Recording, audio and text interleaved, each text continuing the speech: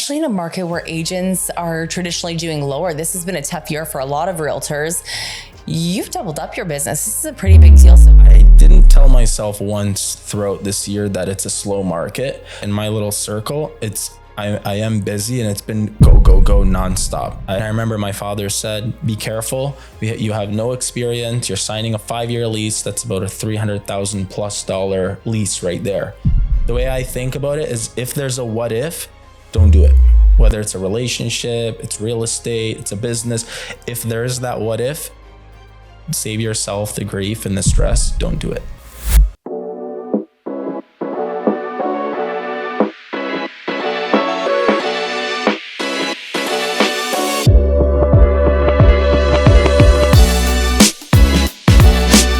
welcome to the Complete Realtor podcast. I'm thrilled to have you here, and I'm even more excited to introduce you to Bland Jafar, top producer, 3 years in the business, focusing not just on resale, but also on commercial. We're going to cover a lot of amazing things, tips and tricks on how to make you the next top producer. I hope you're going to enjoy the conversation. Hi, everybody. Welcome to the show. Tanya, it's a pleasure to see you again. It's great to see you too. Thank you so much for having me. My name is Bland Jafar. I go by Realtor Bland Jafar in the industry. Well, I actually wanted to bring you here and spotlight you. This year, you've knocked it out of the park. You started with us back 3 years ago, which would have been your first year in real estate. Is that right? That's right. Yeah, it's about 2.5 years, Tanya. So going almost 3 years. The numbers I have. So in your first year, you did 10,000, just over 10,000 in GCI, and you 10x that by your second year. And you're on pace this year to do how much? I would say either in units or in GCI. What's your goal for the end of the year? I reached an amount that I didn't think would be possible because I had my head down and just going through deal after deal. Luckily, I've done exceptionally well, a lot greater than I thought. It doesn't give me that any reason to stop. It makes me want to keep going. So especially in a market where agents are traditionally doing lower, this has been a tough year for a lot of realtors. You've doubled up your business. This is a pretty big deal. So help me understand a little bit about what you're doing in your business that other agents may not be doing that's contributing to doubling up in a tough year. That's a very good question, Tanya. One of the things I have this tendency where I try and eliminate how the environment is in terms of market or saturation. I'm more about myself and what is it I can provide in terms of value. So the way I conduct my business, it's more of how can I be that person that the people out there will use me for their services. What is it I can do to stand out? I didn't tell myself once throughout this year that it's a slow market. Sometimes I'll be talking with other realtors and I'll say, "Oh, I'm so busy right now. I don't know what to do." And I don't realize what I'm saying because in my vicinity, in my little circle, I am busy and it's been go nonstop. I haven't had that small window where I can sort of just step back. Thank God, luckily, and I'm super appreciative of it to my clients and the people who supported me.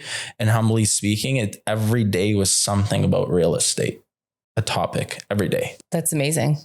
Well, it certainly shows. And so I know you and I have chatted before. You have a really interesting backstory. You've been entrepreneurial your whole life, and I want to hear all about that. Yeah. So starting from the age of 17 or 18, without going too much into details, sort of briefly, I was in the world of phones. At the time when I sold phones, there was no, like Rogers or Bell has that, the $0 phone, the plan where they give it to you for a 2-year or 3-year contract. At the time, there was people buying phones for $500 to $1,000 cash, and I'd meet up with them. So I started that at 17, 18 years old. And by 2021, I was dealing with some pretty high up people up there for Rogers and Bell, and they started giving me a lot of these phones, and just basically at the time is more of a handshake at the business world that time. And I pushed to 200-300 phones a day. I'd go to Toronto, Kitchener, Cambridge, and I put my name out there. And it went so far as until Rogers or Bell released their $0 phone, that's when everything stopped for me, because people said, why should I pay $500-$600 for a phone if I can get a phone at $0 just to sign a 2 or 3 year contract. So they say all good things come to an end. That's right. That's right. And I love that because that then transitioned you into a different line of work. What was it that you did after that?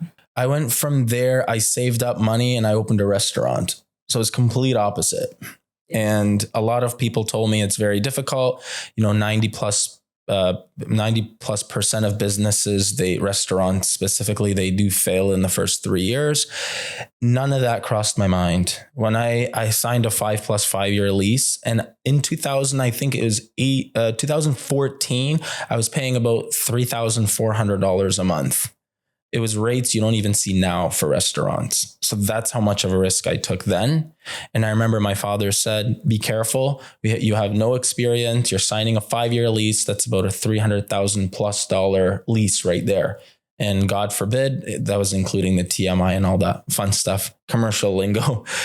He said, just be careful. And I didn't for 1% cross my mind that I wasn't going to be successful or good at the business wasn't going to thrive. Like 0.1% wasn't there. There was no what if. The way I think about it is if there's a what if, don't do it. Whether it's a relationship, it's real estate, it's a business. If there's that what if, save yourself the grief and the stress. Don't do it. That's some pretty good advice. Now, so at that time you weren't a licensed realtor. Is that right? You went through your licensing after the restaurant, you were exiting from the restaurant business, getting into the real estate. Yeah. And now you have a mix of real estate. So you do resale homes as well as commercial and businesses. Walk me through what the percentages look like in terms of what percentage is commercial, what is business, what is resale. I remember when I first got my license, I think it was March 2022. Within 1 or 2 months, a friend of my friend's father called me and said, can you list my store? It was in Hamilton Mountain. And I kind of went MIA for 2 weeks because I was so scared of taking this restaurant on. I had no idea how the technicalities worked. And the third week he kept calling and he said, just take it on. And I said, okay. I didn't talk to anybody. There wasn't really a mentor I could go to. It was more like, Bland, you've done it in other areas of business. Why can't you do it here? And so I took that leap forward. I had faith. I believed in myself. And from there, I sold the restaurant within 1 month, the pizza store. And I represented both parties. And one of the most difficult things, and honestly speaking, Tanya, is doing multiple representation in the sale of businesses. Because when people buy a business, they buy it because of the numbers. So how can it's actually a lot more complex than people know than residential. You can double end a residential deal and walk away. It's a house. Doesn't move. There's no numbers to it. It's a house. Provided that you get an inspection, you're covered. Period.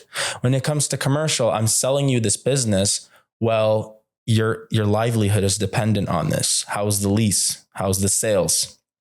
How is the demographics? So when I represent both sides, I better tell the truth. And it's a lot of responsibility. And I have had that confidence and honesty with my clients, so much so that I'm buying real estate for some of the business owners now. And one of the sellers told me, do you know how hard it is? We bought this business from you. Nothing you said was dishonest. Yeah, it's a big liability. It's a very big liability. Yeah. So I guess then you started in commercial and now you're finding, well, you do, right? Listings that are very admirable. You're changing up a little bit. So is your preference in the resale? Do you prefer the commercial? Which area is more fun for you? I still get a lot of calls for commercial. So when it comes to commercial, within my first 2 years, I sold businesses as fast as 24 hours to as long as 6 months.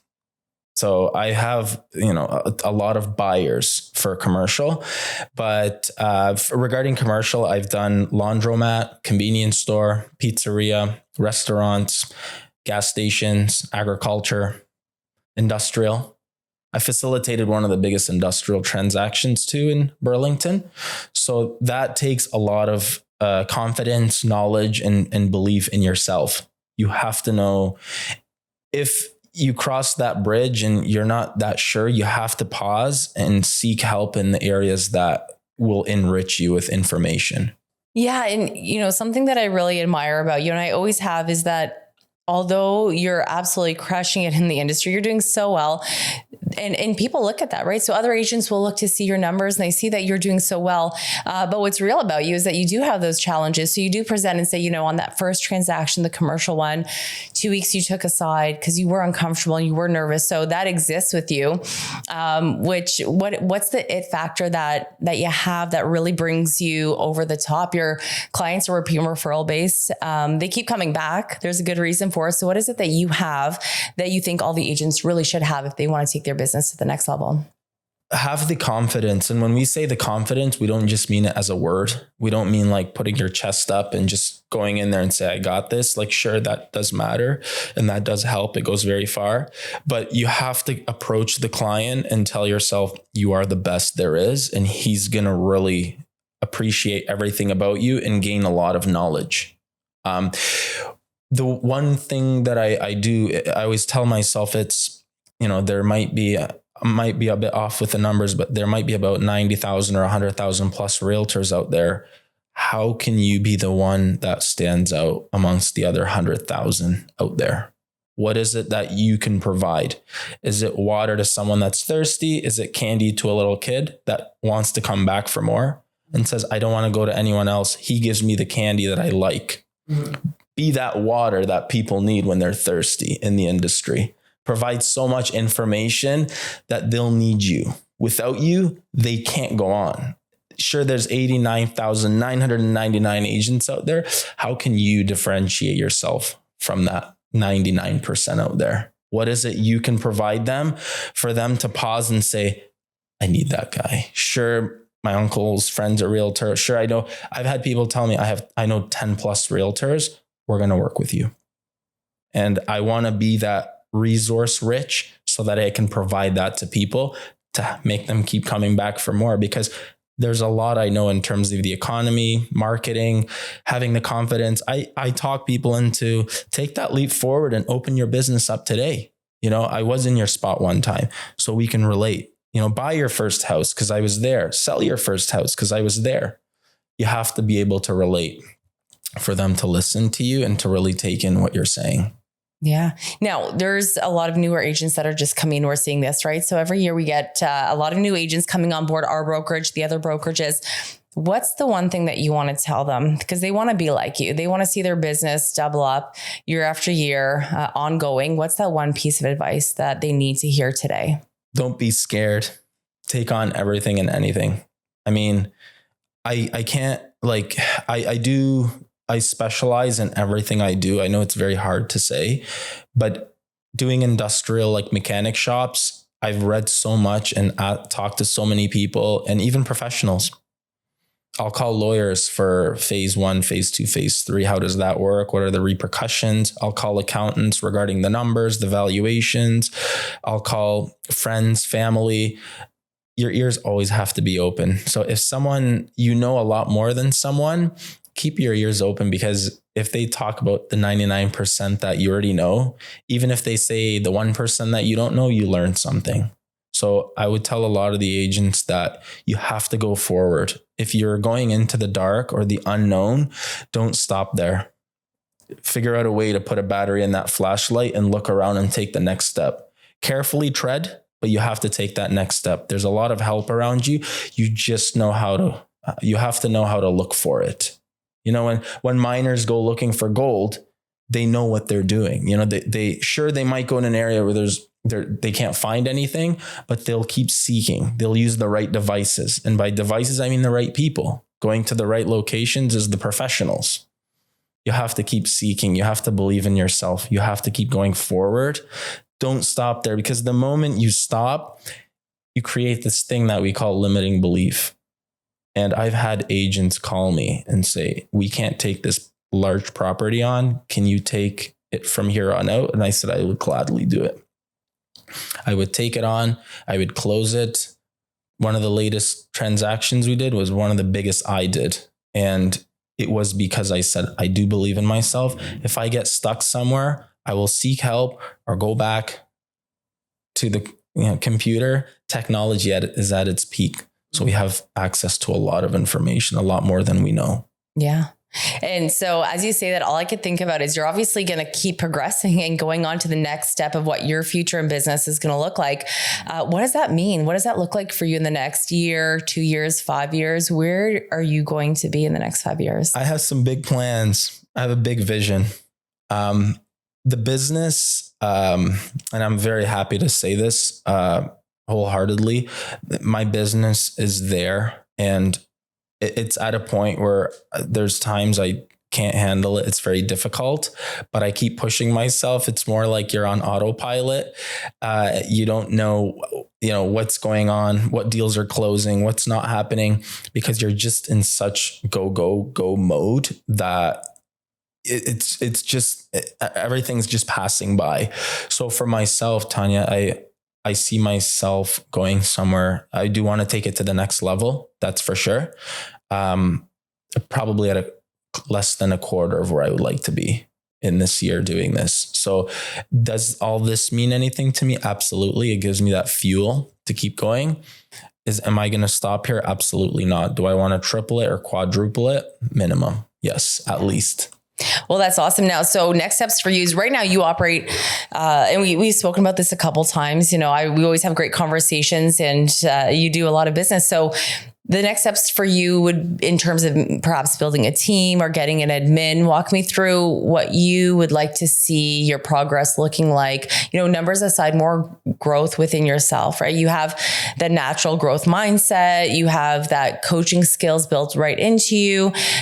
So there's a lot of value that you offer. What are you looking to build in terms of either a team or just expanding your own business? I feel, Tanya, in these 2 years, I would to be very honest with you, in these 2 years, I've learned equivalent of 10 years, someone in the industry. Yeah. I've learned about 10 years of information because of the level and the load I've took on. Like I have done almost every type of transaction there is in real estate. And had I stopped in one, I'm sure there would have been a ripple effect and I would have stopped at other parts of real estate. But because I didn't stop at that one, I kept going. I remember I did one of the deals was an industrial transaction on Burlington Street, and the property was on the market for 8 months. And I was like, I challenged myself. I said, how can I get that deal done? Why is it sitting for 180 days? I called their realtor. The realtor said, we can't sell it because the banks won't loan that amount because of the site being contaminated, etc. They said there has to be a way I can get that done. If I can get this done, I can get anything done out there, which is being creative, really. And so again, I took that leap forward. It was like touching up a pot that I knew was hot, and I still touched it, but I'm like, I'm going to find out a solution to calm myself after that. So I went ahead, I spoke to countless lawyers, I called countless accountants. I spoke to a few people. I spoke to mechanic shop owners. And then I went back to the internet and I read more. Read reports, phase 1 reports, phase 2 reports, all the boring stuff. From there, I said, I know how to facilitate this deal. Why doesn't the seller, the seller act as the bank? And what we did from there, when we went forward, we did what's called a vendor take back. And I think that was within 4 or 5 months of getting my license, 6 months, something like that. I vaguely remember, but I was pretty new to the industry. And I said, oh my, okay. So I can do a lot more than I think because I took that step forward. So I made the vendor take back. It was a win-win. My buyer bought the property and we did a term of 3 years and successfully right now we got it done. His business is still operating. He has about, I believe, 1 more year. But I speak to him from time to time and he said he's well on his way to paying the lender off. And that was it. 180 days on the market. Countless people going in and out, in and out, in and out. And it's like, how can I unlock this? Well, sometimes you just have to think outside the box. You got to be creative. because that is all like exercising for your muscle. The more you do that, your brain, it expands. Other things become common sense, complex deals, sophisticated deals. Now you're going into crazy transactions where I remember one of my biggest landlords I dealt with was Bayshore in Toronto. They had billions of dollars worth of real estate. And here I am negotiating with them on behalf of my client. So I'm at that level where I can do that simply because of being creative and thinking outside the box led me to this. That's exciting. That's a pretty big deal. Like, you're climbing mountains at this point, and you're going to continue to grow. And I know everyone's going to look forward to seeing, I'm certainly excited to see what you're going to do next year. I always follow up with you. We talk quite often, and, in terms of ends or whatever success looks like to you, what specifically do you want to end the year off next year? I want to revisit this video in a year from now and see if we made it happen. In a humble way, humbly speaking, I haven't had the chance to sit down and see how much I want to do because it's been constantly coming. Thank God. Tanya, one thing I do want to say, going back earlier to our conversation, is when you meet a client, it's not just for relationships where you make a first impression. For clients, tell that client who you are and tell them what you have to offer. In that 1 minute, sell them on it. You have to believe in yourself, put fire in your eyes and look deep into their eyes and say, I'm your realtor. I'm going to help you. This is how I can help you. A, B, C, D, E. Long story, just a quick story. Sorry. I did an open house in Ancaster, and I had a couple come in and I introduced myself. Every open house they come in, I run to the door. Introduce myself. I go up with them. I come down with them. Next set of people, I go right to the door. I welcome them. I go up with them. I come down. I sometimes as I'm walking away, I talk to myself like it's music to my ears. It's like I'm at an opera. It's never silent. I'm talking about something that other people that come in there can learn a thing or two as well. First time home buyers, repeat buyers. So this couple approached me, and basically in that 1 or 2 minute time span, they ended up working with me, and they said, well, we do have one property in mind. And I said, okay, well, let's go on to that property together. We negotiated, and it was the first property we viewed within a first week, within 2 days, actually. And we made that happen. So moral of the story is, provide something to these clients or to your friends or your family that nobody else can. You have to believe in yourself. When you take that first step forward, you have to tell yourself, don't just say, I can find your dream home. 99% of people say that. What is it you can tell them? How can you fuel them to keep going? Who are you to them? Any realtor can buy a house or put an agreement together. What is it that you can do that differentiates yourself amongst all of them? And speaking of next year, yes, I would like to get maybe have some support behind me and an admin with your help. Of course. Thank you so much for always being there and helping me, and appreciate that. Yeah. Well, I enjoy it. That's the thing about my job that I love is I get to see, and it's actually so exciting. So I see agents come in, and we have new agents come in, and they are nervous and they are scared, and they haven't done anything like this before. And they really do want to see a big future, and they have their big why. They have all the reasons. In time, we put all those elements in place, the training, the mentorship, the collaboration, and I do start to see their business grow. And it's such a wonderful feeling seeing that. So I actually just wanted to pivot back really quickly and ask what it is that fuels you. So everyone has something, especially when you drive as hard as you do day in and day out, your head's always dead. Every time I call you, you're either answering saying, I'll call you right back, or you send me a quick message. You're a busy guy, but something's keeping you motivated. I want to know exactly what that is. My family, my mom, my dad, and my brother. Yeah. I think that would be the answer for most people. We find something that we want to change, or we want to grow, and we want to pour into the people that we care about. So I think that's an amazing fuel. And I think it's important to find that and find out what it is.